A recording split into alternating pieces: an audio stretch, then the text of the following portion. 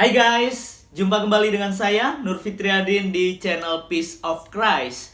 Kiranya melalui video yang diunggah oleh channel ini boleh menjadi berkat bagi setiap kita dan membukakan wawasan kita untuk berpikir benar dan hidup dalam kebenaran. Dalam video kali ini saya akan membahas tentang sebuah video yang diunggah oleh channel Al-Quran Teknologi. Di situ diberikan judul sering dihapus YouTube video ini, banyak buat non-muslim sadar akan kebenaran. Wah, yang pada ujung-ujungnya nanti katanya nih orang non-muslim nih banyak yang mu'alaf oleh karena video ini. Wah, gitu pada endingnya guys. Apa sih pernyataan yang diunggah oleh video ini? Apa sih statement-statement yang diunggah oleh channel ini yang menyatakan bahwa banyak non-muslim sadar akan kebenaran? Sebelum kita jauh membahas bagian ini, yuk kita simak dulu video ini. Pertanyaannya sederhana, saya cukup 5 menit karena dengan saya banyak dialog, yang pastor pendeta 2 jam cukup masuk Islam. Kalau enggak ya silakan, karena Islam la ikraha fid din, tidak ada paksaan dalam Islam. Masuk silakan, keluar juga silakan. Karena ada sorga dan neraka, betul ya Pak? Benarkah Yesus sebagai Tuhan? Tidak. Di mana dalilnya? Yohanes 17:3. 1 Yohanes 17:3. Apa yang disampaikan Bapak tadi benar adanya, tapi dibatalkan dengan ayat ini.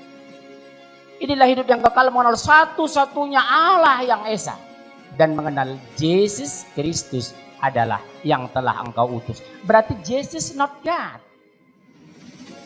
Kenapa not God? Dia sebagai utusan. Orang idiot pun tahu yang nama utusan pasti ada yang mengutus. Sama dengan Rasulullah. Dia utusan Allah. Mana membuktikan?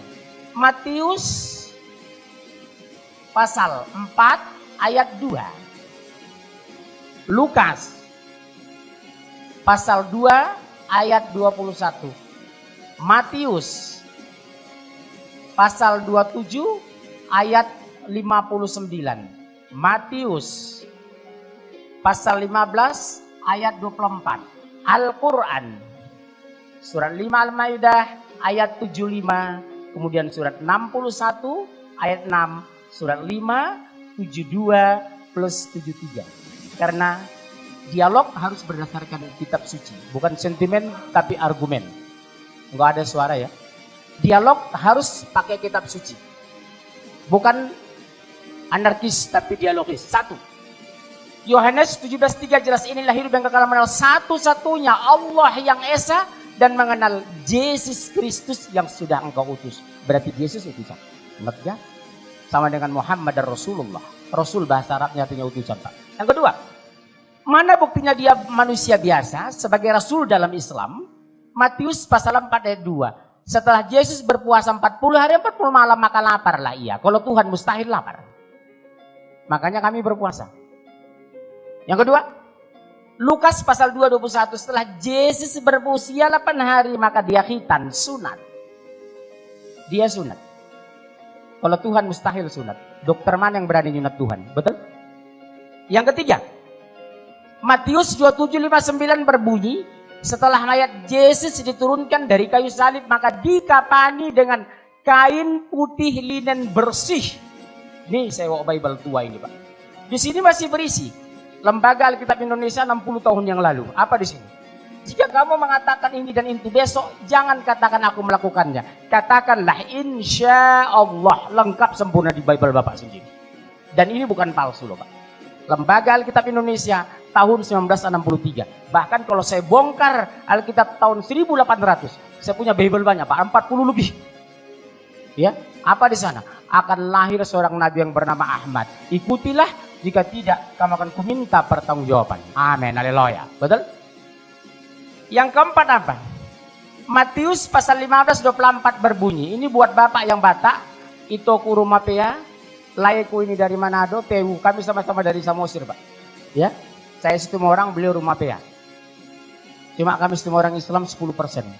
Nah, Matius 15:24. Aku hanya diutus kepada domba yang sesat dari umat Israel. Bukan untuk dunia aku diutus. Jadi orang ditebus Yesus itu hanya dari Bani Israel. Kalau Bapak dari Jawa, maaf, tidak termasuk ditebus Yesus.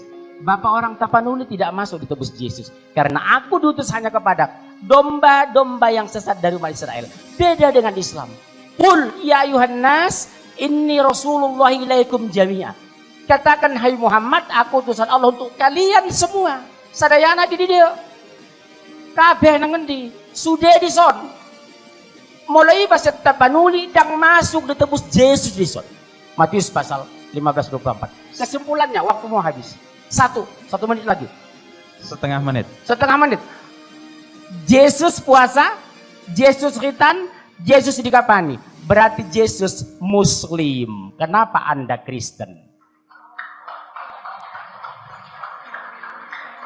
Siapa pengikut Yesus hari ini? Pengikut Yesus yang setia adalah kami orang Muslim. Bukan Nasrani. Al-Quran surat 5 ayat 75 berbunyi. Sesungguhnya Isa putra Maryam hanyalah seorang Rasul. Kenapa Allah mengklarifikasi ini? Karena jelas.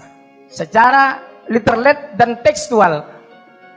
Taurat, habis. Injil, Al-Quran. Yesus adalah Nabi. Sampai jumpa, kami kembali ke studio. Ya, jadi jelas ya guys, mari kita tertawa dulu sebelum tertawa itu diharamkan. Ya, baik, mari kita bahas satu persatu statement yang dikatakan oleh salah seorang ustadz ini. Yang pertama, beliau sedang membahas dalam Yohanes 17 ayat yang ketiga. Alkitab mencatat inilah hidup yang kekal itu, yaitu bahwa mereka mengenal Engkau satu-satunya Allah yang benar dan mengenal Yesus Kristus yang telah Engkau utus.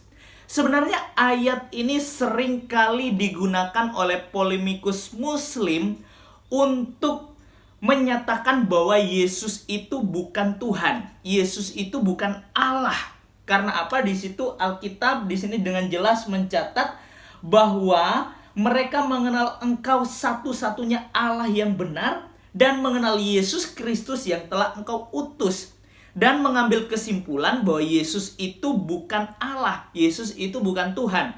Bahkan dijelaskan tadi orang idiot saja mengerti. Ya, saya setuju orang idiot ngerti kalau Yesus itu hanya sekedar utusan. Tapi orang idiot tidak mengerti maksud dari teks Alkitab ini. Yuk kita bahas bagian ini.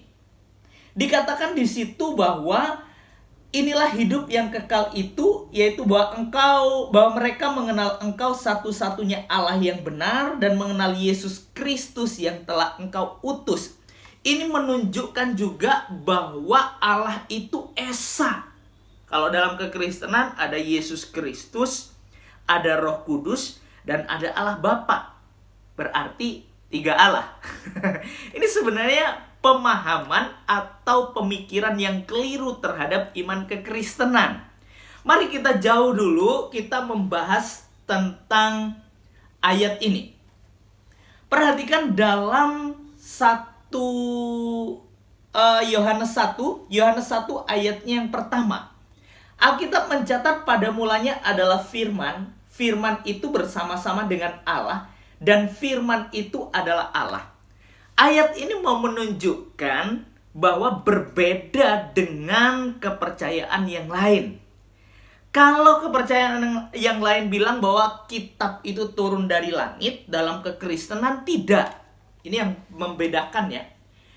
Kalau dalam kekristenan, firman itu turun ke dalam dunia dalam bentuk manusia, yaitu Yesus Kristus.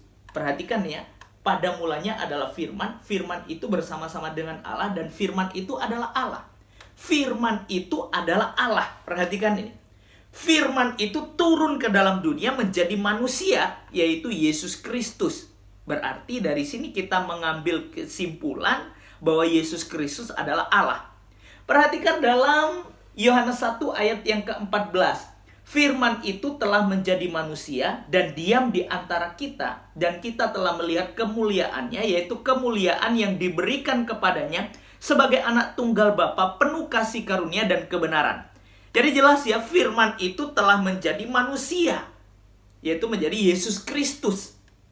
Dan segala perbuatan Yesus Kristus itu dituliskan dalam kitab suci. Jadilah Alkitab. Allah memakai setiap penulis, Allah memilih para penulis untuk menuliskan Alkitab. Jadi segala perbuatan yang dikerjakan oleh Yesus Kristus itu ada saksi matanya. Dan benar-benar ini valid. Beda ya kalau ada Alkitab yang turun dari langit diterima oleh seseorang tapi gak ada saksinya. Itu perlu ditanyakan kevalidannya. Tapi kalau Alkitab beda, saksi matanya jelas dan orang-orang yang melihat di situ banyak, bukan hanya satu orang. Wah, itu berarti Alkitab nih valid banget ya. Nah, kembali ke tadi Yohanes 17 ayat yang ketiga tadi. Bagaimana sih keesaan Allah itu? Allah yang satu itu sebenarnya gimana? Dalam kekristenan apakah ada 3 Allah? Padahal Allah itu esa.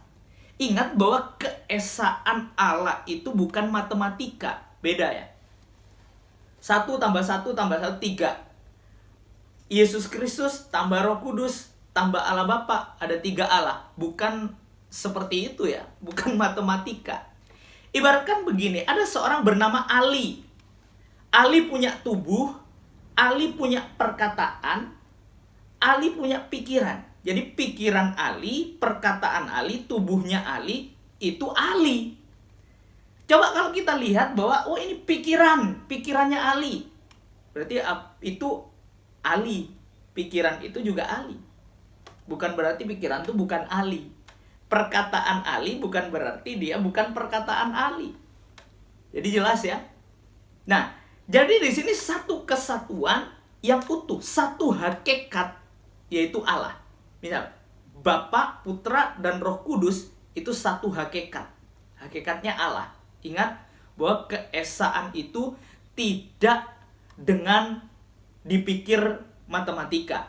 Misal saya begini ya, saya bilang satu keluarga. Apakah di situ hanya ada satu orang? Satu keluarga. Hanya ada laki-laki saja? Enggak kan? Tapi di situ ada ayah, ada ibu, dan ada anak. Dan anak-anak yang lain. Banyak. Lebih dari satu orang. Nah, jadi kita berpikir bahwa keesaan Allah itu tidak dihitung dengan matematika. Itu salah total. Jadi di sini Allah Bapa, Allah Putra, Allah Roh Kudus itu adalah esa. Keesanya di mana? Mereka satu hakikat yang adalah Allah, tapi 3 pribadi. Ya seperti tadi yang saya katakan bahwa kalau tubuhnya Ali berjalan berarti dia Ali. Kalau ini pikiran berarti pikirannya Ali, bukan terpisah-pisah gitu ya. Berarti pikiran tuh bukan Ali, tapi dia tetap Ali. Jadi seperti itu ya guys. Nah, baik. Yuk kita kembali kepada ayat yang ketiga ini. Inilah hidup yang kekal itu, bahwa mereka mengenal Engkau satu-satunya Allah yang benar, dan mengenal Yesus Kristus yang telah Engkau utus. Apa maksudnya? Apakah Yesus itu bukan Allah? Apakah dia hanya sekedar utusan saja? Pertanyaan saya, kalau dia sekedar utusan, berarti dia tidak sama dengan Allah. Berarti dia bukan Allah. Berarti dia bukan satu hakikat dengan Bapa. Coba kita perhatikan di sini di dalam ayatnya yang kelima. Oleh sebab itu ya Bapa, permuliakanlah aku padamu sendiri dengan kemuliaan yang kumiliki di hadiratmu sebelum dunia ada.